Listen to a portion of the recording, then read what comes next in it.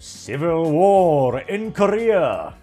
Of the far more cutesy and significantly less martial variety this time around. Not North versus South, but South versus South.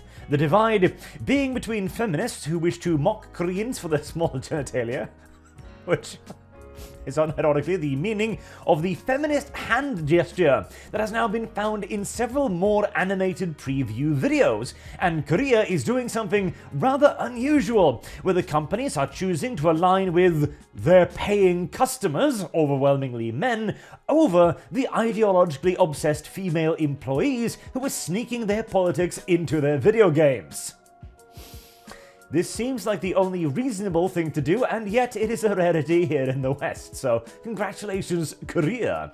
And this has been a proper purge as well now. So several more companies and several more animated previews for several more games have been found to have had the aforementioned feminist hand gesture, which consists of this gesture, which is literally meant to mock the small genitalia of Korean men. A feminist hand gesture created and popularized by a feminist forum in Korea. The Studio Pepperia has apparently gone through quite the purge. Company representatives instruct everyone to renew contracts, so all of the employees need to sign new contracts now. Those who do not want to do so and those who are related to this incident will be instructed to leave the company immediately. Investigating the design team's internal computers and personal SNS, so their social media, over the weekend. 4 all regular employees and contractor workers will have their contracts renewed on Monday, so they got to sign new ones. 5. The 11 contract workers who refused to renew their contracts were immediately fired, and the 5 regular employees moved their offices to an underground parking lot.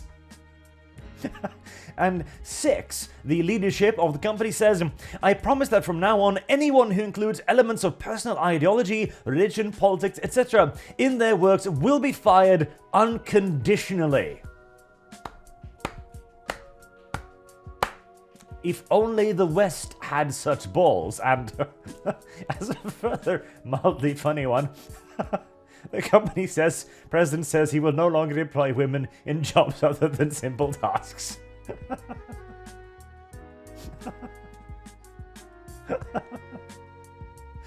I'm sorry, we can't trust you to not force your politics into anything, so you're only going to be cleaning.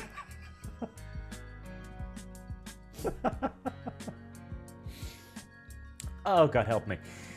I'm loving the shit out of this story so far. So, again, several more companies, including Nexon, has taken steps against this and stated that there will be no politics in their nonsense. In their nonsense. It is escapism, pure and simple. They are making games. They're making little mobile games, and that's it and all. Obviously, this hasn't gone without a response from the other side of the spectrum either, of course, because the feminists are now looking at this thinking, wait, we're not allowed to force our own personal politics and ideologies into the video games we work for on their dime? Well, this is clearly misogyny. And so they've started going after anyone they can, with one example here. So, one of the artists for Blue Archive has apparently been mass reported on social media. Korean feminists plan to publicize on Nexon why teacher Keida Nobaki, so teacher, sensei, that is basically a title of being good at something, being a master of something rather than being a school teacher, for example, who drew an erotic doujinshi, drew the Blue Aka Handyman, that I believe is Blue Archive, 60-day business diary, which will soon be officially published in South Korea. The police will criticize in this case is poorly translated Korean for trying to arrest Keida Nobaki, who drew an erotic doujinshi, report uncovered moves to make Nexon a misogynist company. So again, poorly translated Korean, but the feminists are trying to mass report a person who made art and writing for Blue Archive because he drew lolly. And in South Korea, that is apparently a big no-no, and they're also trying to report him to the police, as well as trying to brand Nexon as a misogynistic company for their, well, actions against women who force politics into their products. In essence, this has now grown to be a conflict between the companies who are looking at this thinking, okay, 98% of our customers just so happen to be men, and thus insulting their penis sizes in our animated previews appear to be a poor marketing decision. Weird, I know. There might even be some out there who enjoy it. Although, perhaps slightly less politically motivated. And they want to distance themselves from this as much as possible by simply saying, like, no, we're making games here. That's all we're doing. We're not trying to make politics. If anyone tries to force politics into our nonsense, we will kick them out because that's not what we're doing. Entirely normal, natural, and understandable. There is nothing wrong with that statement whatsoever on any plane. You are creating a product, not political propaganda. And when employees force political propaganda that directly target and humiliates your target demographic, then yes, fire them. That is obvious malicious interference with your business model, and there is absolutely nothing wrong with showing them the door.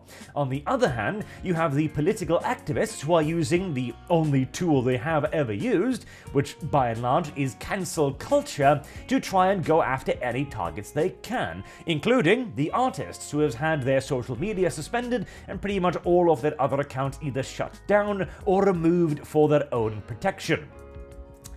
We've got people taking legal measures against people sabotaging their company's business model, and then we have the feminists, who are simply trying to ruin yet further human beings' lives. Somehow, I don't find it particularly morally complicated to see which side are the good guys here and which side are the objectively evil bastards. It's rather simple, at least from where I sit. Now, as mentioned as well, Korea and the West, very, very different places, and very different understandings of their demographics as well, and it is remarkable to be looking at this and hear them saying, we took down all the related videos and stopped marketing activities related to them. Currently, all team members are conducting a comprehensive investigation, the director of MapleStory at Nexon said. We will never allow a culture that publicly expresses hatred toward others and those who enjoy such culture to defame MapleStory. Wow, I never thought I'd hear those words in defense of men. Because that's what we're defending here. See, the progressives talk a big game. Oh, you can't hate anyone, whilst continuously hating on men, of course, and white people in just general, regardless of gender. And now that has been turned around, and they simply say, no, you don't get to put any politics in the games. You don't actually get to attack any group along any lines. Now it's a problem, is it?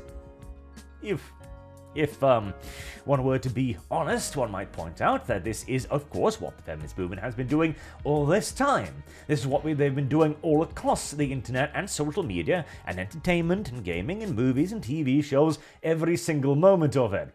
The last Doctor Who special, apparently, was a particularly good example of that, where the male-presenting Doctor was criticized for not understanding female power, and the entire plot was saved by a non-binary person, because their non-binariness gives them superpowers.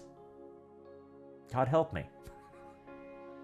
Hopefully, we are moving more towards Korea than we are our current predicament here, but the question does remain if they will survive the backlash, because of course, several companies have attempted to do this in the West as well, but they usually break very quickly under the barrage of internet threats. But in the East, the feminists have a far bit less power. As we talked about last time, Megalian, the feminist forum that started all of this, collapsed in on itself a mere year or two after its creation due to the disagreement on whether or not homosexual men could still be bullied as men, or if they somehow deserved special privileges of not being bullied because of their potential status as allies.